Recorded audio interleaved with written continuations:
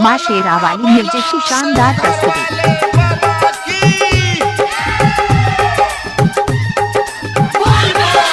बसहा बैल पर देखा सवार, गले में बावे सरपन के हार, और घर दानी हवे हमर भोला बाबा, दानियों के दानी हवे हमर भोला बाबा।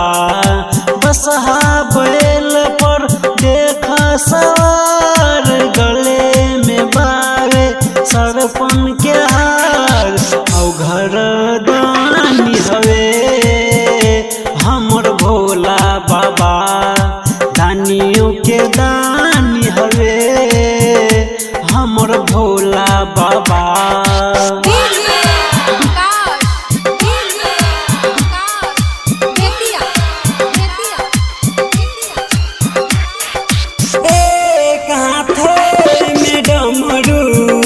दूजे हाथे में त्रिशूल बिराजे, जे चले भोला द्वारे अपने जीवन में खुशियाँ साजे।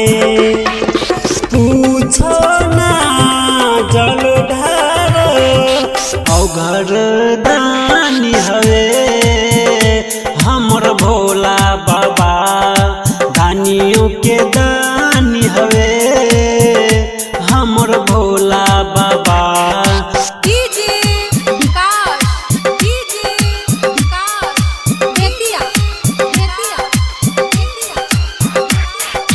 रोहिले पर्वत पे उनके जटा में गंगा बिराजे, हरेले दुख सबके उनके झोला में अमृत बिराजे।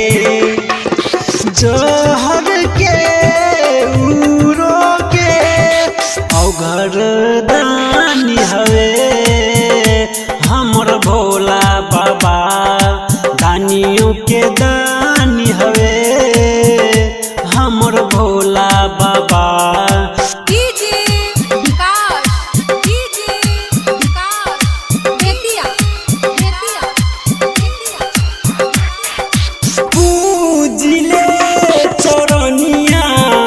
भोला बाबा के बन के पुजारी,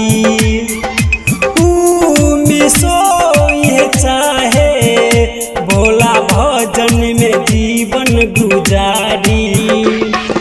लिखो ना जीत भैया, और घर दानी हवे